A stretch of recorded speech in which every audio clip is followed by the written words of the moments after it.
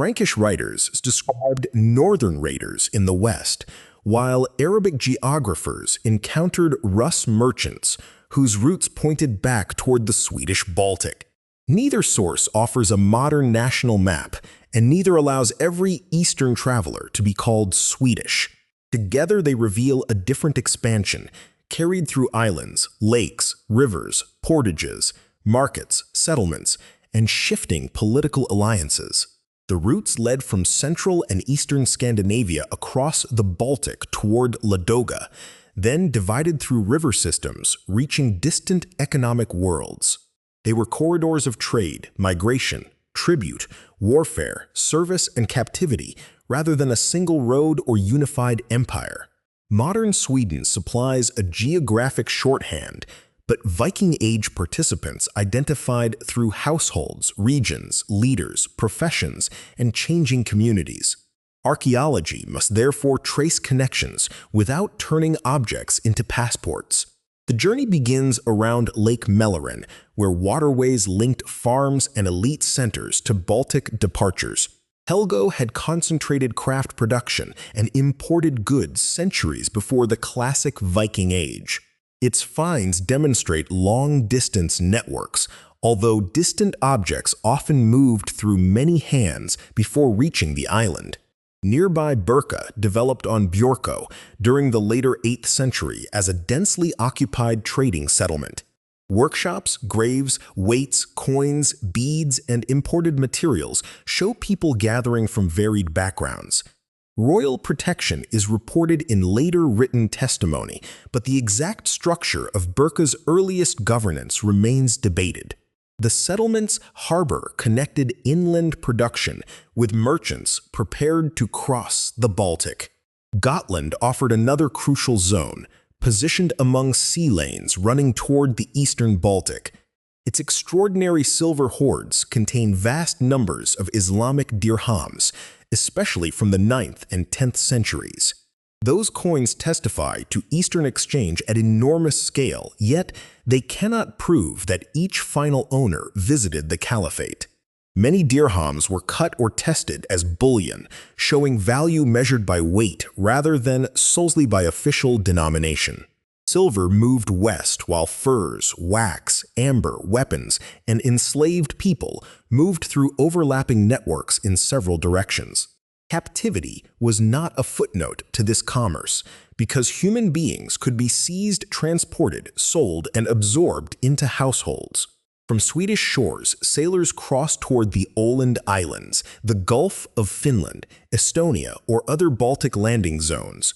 Routes varied with weather, political conditions, cargo, and existing contacts, making any single line on a map deceptively clean. Saaremaa and the eastern Baltic were inhabited landscapes with their own seafarers, fortified places, markets, and military powers.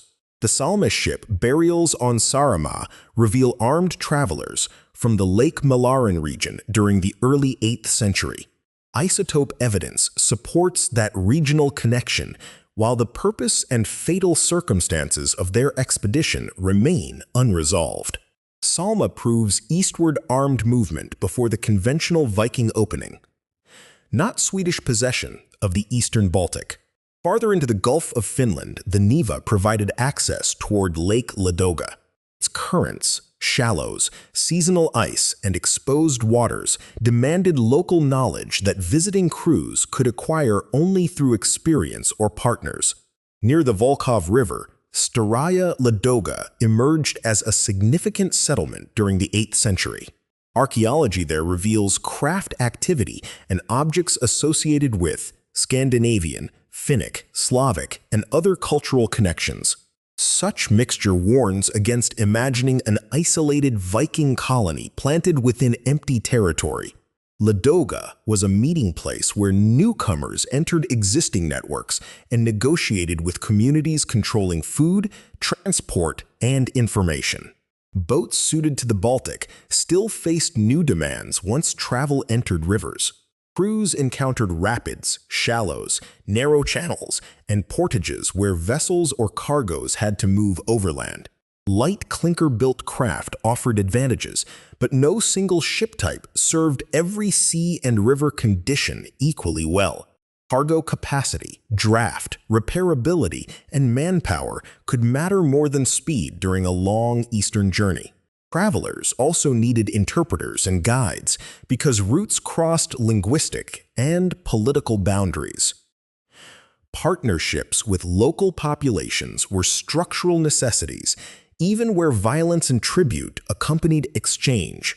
The Volkhov led south from Ladoga toward Lake Ilmen and settlements controlling further river connections. Rurikovo Gorodishche near Novgorod became an important center with evidence of elite and commercial activity from the Viking period. Later chronicles connect the region to Rurik, but their narratives were compiled generations after the supposed 9th century events. Archaeology establishes interaction and political growth without verifying every detail of the dynastic invitation story. From the Ilmen Basin, travelers could reach waters feeding toward the Dnieper system through difficult connecting passages. Another eastern branch used routes toward the upper Volga, ultimately linking northern forests with Bulgar and Caspian markets. The Volga route gave access to the Islamic silver that transformed Scandinavian hoards. 9th century Arabic geographer Ibn Khordadbeh described Rus merchants carrying goods and traveling through territories connected to the caliphate. His account is valuable contemporary evidence, but its broad categories do not identify every merchant's birthplace or complete itinerary. The term Rus itself remains historically contested in origin and changed meaning across places and centuries. Many scholars connect its early development partly with Scandinavian-speaking groups, while emphasizing rapid interaction with Slavic and Finnic populations. Reducing Rus society to imported Scandinavians erases the communities that sustained roots, settlements, tribute, and political consolidation.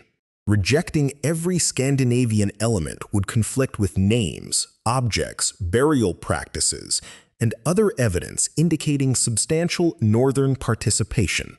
The strongest interpretation holds both processes together. Migration occurred, and identities transformed through eastern environments. Along the Volga, merchants exchanged northern products for silver and goods moving from the Islamic world. Furs depended upon hunting and tribute networks extending through forest regions far beyond Scandinavian control. Enslaved people could be transported southward, linking political coercion in northern and eastern Europe to distant markets. Weighed silver returned through repeated transactions, becoming ornaments, hoards, gifts, and raw material around the Baltic. This circulation changed elite competition in Sweden by providing portable wealth on a scale local production could not match. The Dnieper branch led toward the Black Sea and Constantinople, although reaching it required negotiating formidable rapids and political danger. Gnezdovo near Smolensk became a major settlement and burial complex associated with trade along this corridor. Its finds reveal Scandinavian-linked material among a diverse population engaged in craft, exchange, and movement. Farther south, communities of the steppe and forest steppe controlled territories no traveler could simply ignore. Khazar power-shaped trade and tribute across broad regions, while Pecheneg groups later posed serious dangers near the lower Dnieper. Eastern travelers succeeded through negotiation, payment, alliance, armed force, and adaptation rather than superior ships alone. Constantine VII described the Dnieper journey in the 10th century, including names for rapids rendered in different linguistic forms. He wrote from Byzantine imperial concerns and after the routes had already developed for generations. His account provides rare logistical detail, yet it cannot be projected unchanged onto every earlier voyage. Portaging around rapids exposed crews and cargoes, turning geography into a political vulnerability. Once vessels reached the Black Sea, Constantinople offered an imperial market and opportunities for diplomatic or military service. Byzantine sources called Scandinavian Associated Guards Varangians, but that institution developed through changing recruitment over time. Service in Byzantium was one outcome among many, not the destination of every person leaving Swedish shores. Envoy rosters transmitted by the primary chronicle contain names often interpreted as Scandinavian, although the work's layered compilation demands caution. The agreements reflect formal contacts between Rus leaders and Byzantium during the 10th century. They show that river travel had become embedded in diplomacy and state formation, not merely private commerce. Ibn Fadlan met Rus traders on the Volga in 922 and recorded customs he observed and interpreted through his own cultural framework. His famous funeral description concerns a particular traveling group, not all Rus people or universal Viking ritual. As an eyewitness to some events, he remains indispensable, but observation and interpretation must still be separated. Eastern sources become richest after communities along the routes had already changed through generations of contact. Meanwhile, runestones in Sweden commemorate people who traveled east, served leaders, or died abroad. The Ingvar runestones, mostly 11th century, remember participants in a disastrous expedition associated with Ingvar. Their inscriptions are contemporary memorial acts, while later saga narratives elaborate the expedition with literary material. Other stones mention Greece, meaning the Byzantine world, and preserve family decisions to commemorate absent travelers publicly. Runestones reveal who claimed memory and property at home, not a complete register of those who traveled. Women frequently commissioned stones, making households visible within the social consequences of distant mobility. Inheritance, status, and grief intersected when an overseas death required survivors to define relationships in stone. The roots changed Sweden, even for people who remained beside Lake Mälaren or on Gotland. Silver altered display and exchange. Foreign beliefs arrived through travelers, and political leaders gained resources for competition. Christian objects occur before institutional conversion, showing contact without proving the faith of every owner. Eastern experience also entered names, ornament, dress, and burial practice, although material styles do not equal fixed ethnicity. By the late 10th and 11th centuries, political centers in Rus had become powers with their own dynasties and regional interests. Calling them a Swedish overseas empire misrepresents the multi-ethnic societies and local foundations of their authority. Birka declined around the end of the 10th century, while Sigtuna emerged under new royal and Christian conditions. That transition reminds us that networks depended on protected nodes rather than immutable ethnic pathways. What began as several navigable possibilities became maintained corridors through repeated knowledge, relationships, coercion, and investment. Their history survives unevenly across Arabic geography, Byzantine administration, later Rus chronicles, runestones, hoards, graves, and settlement layers. No source sees the entire system, and each was created for a different audience and purpose. The earliest written observers identify merchants called Rus, but they do not hand us a simple Swedish origin story.